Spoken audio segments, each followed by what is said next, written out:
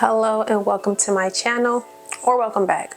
Today we're going to be discussing 3 things that changed my life, like drastically changed my life. I've been spending the past year getting closer to God, trying to build in my faith. I've been doing some deep diving and some research, and I've been trying many things just to see if I can build my discernment and build, like I said, my relationship with God and to just better my life and myself overall.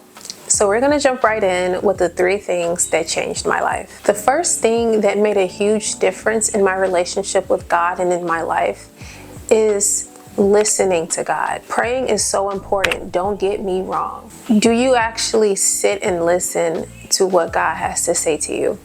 It's like a one-sided conversation when you think about it. When you pray and then you just go on with your day. It's like, how can you expect to receive an answer? How can you expect to receive guidance? How can you expect to know if God is communicating with you if you're not taking the time to listen? So what I would do is I would wake up and I would pray, and then I would sit and marinate on my prayers, and I would sit in silence and I would ask God to speak to me, and I would sit and I would wait to hear something from God. Now, this isn't the only time that God will communicate with me. Sometimes I'll be driving and I'll turn my music off, right? And I'll listen to anything that God is trying to tell me. God can communicate in any way. God can communicate through what you see on TV. God can communicate through many different sources. But I think the most important way to learn how to communicate with God is to block out all of the media, block out the music, block out the TV, block out social media. The best way to learn how to build your discernment and to build your relationship with God spiritually is to unplug. Is to allow yourself time to kind of really listen to what God is trying to tell you.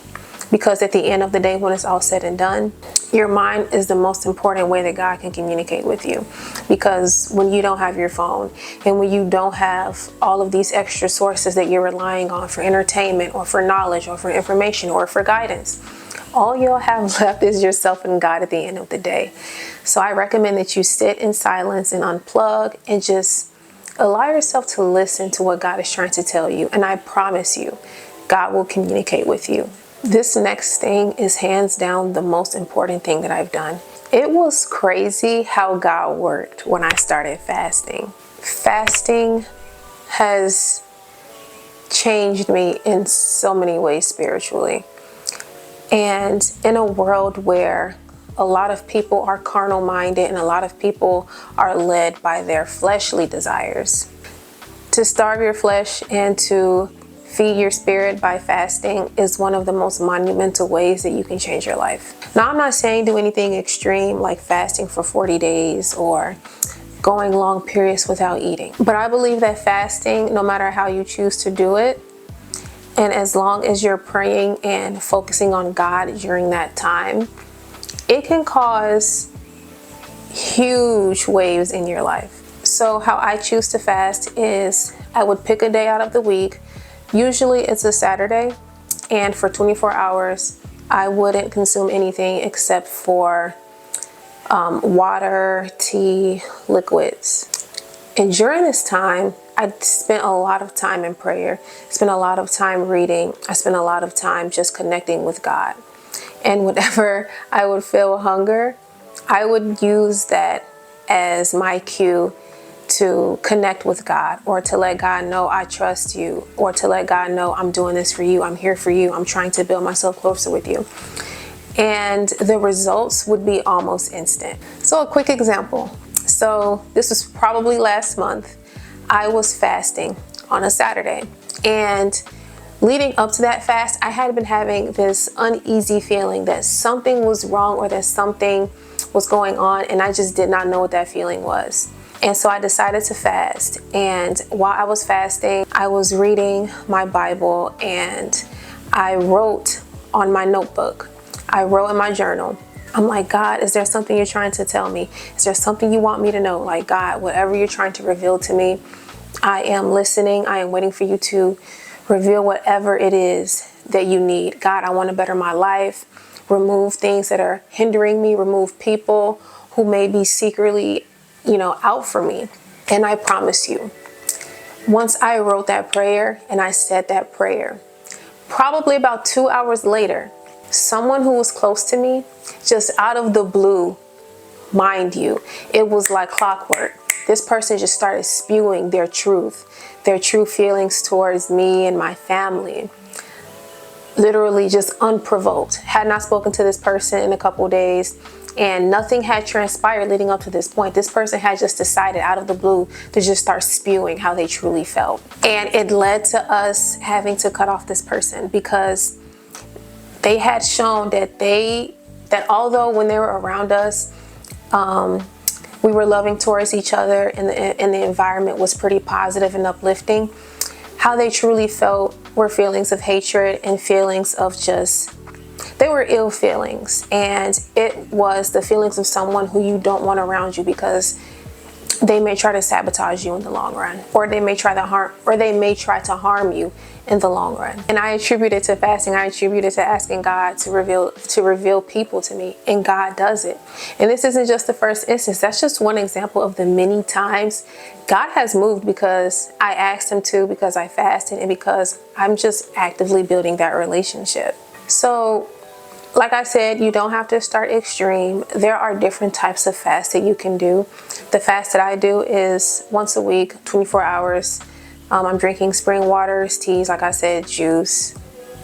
If you're new to fasting, you could just do a meal. And during the hours of that meal time, you could pray, and you can kind of build that connection with God and just start slow that way. And if you want to build yourself up, then you can do that. Fasting has health benefits too, which I don't think is a coincidence, but that's another story for another video if you're interested.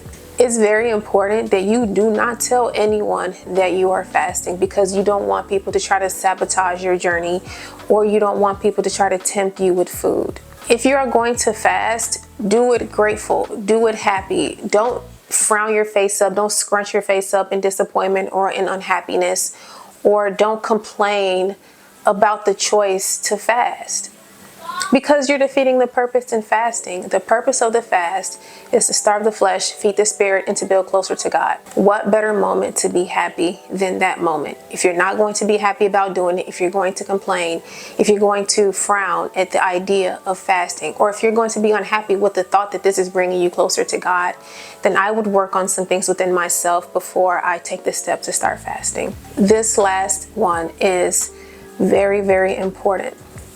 So I deal with anxiety. So one of the most important things that I had to do was I had to release control. I had to get rid of the feeling that I am 100% in control of my life and in my destiny and in my purpose. The truth of the matter is, we are not in control.